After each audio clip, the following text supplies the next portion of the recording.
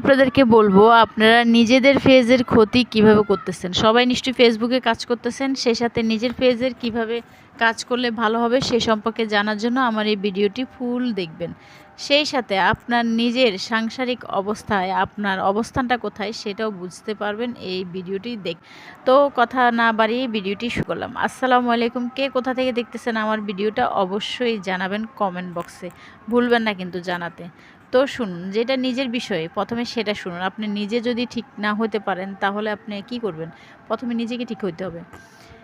বাংলাদেশের অধিকাংশ শাশুড়িরা মনে করে ছেলের বউ মানে একটা রবেট, রবেট নিয়ে এসেছি।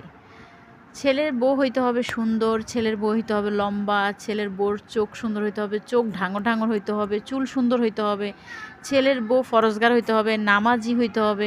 মানে একদম কোনো খুঁত থাকতে পারবে না ছেলের বউয়ের মাঝে। এরপরে সারা দিন 24 ঘন্টা ওয়াশিং মেশিনের মতন মানে একদম ফ্রি সার্ভিস দেওয়া থাকবে।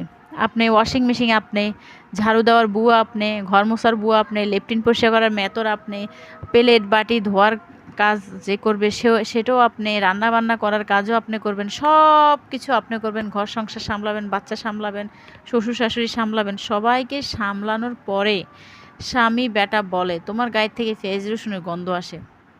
আচ্ছা, সে কি আশা করছিল পেঁয়াজ রসুনের গন্ধ আসবে না? আরে শালা কামিনা, কয়টা কাজের লোক রাখছে? এটা নিজে একবার মনের মধ্যে প্রশ্ন করে না যে আমি কয়টা কাজের লোক রাখছি? আমার ঘরে সব কাজ আমার বউটা করতেছে, আমার কোনো কাজ আমি বাইরে একটা বুয়াও রাখিনি। তাইলে আবার এই বিচারটা কেন সে বলে যে পেঁয়াজ রসুনের গন্ধ আসবে? পেঁয়াজ রসুনের গন্ধ আসবে না তো কি আমেরিকার পারফিউমের গন্ধ আসবে? মানে কি মনে করে ওরা নিজেকে? আপনি চিন্তা করে দেখুন, সকালবেলা ভোর 5টা বাজে উঠে নাস্তা রেডি করতে হবে সবার জন্য। কারোর জন্য আলু ভাজি, কারোর জন্য রুটি, কারোর জন্য পরোটা, কারোর জন্য ডিম ভাজি।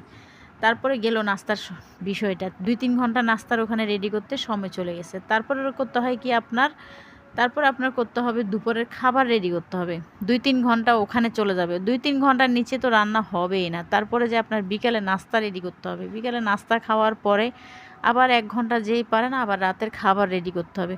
24 ঘন্টা এভাবে সার্ভিস দেওয়ার পরে তারপরে আবার বলে যে তুমি সারাদিন বাসায় থেকে কি করো? কোনো কাজই করো না। মানে চিন্তা করছেন আপনারা? একবার একবার চিন্তা করে দেখুন।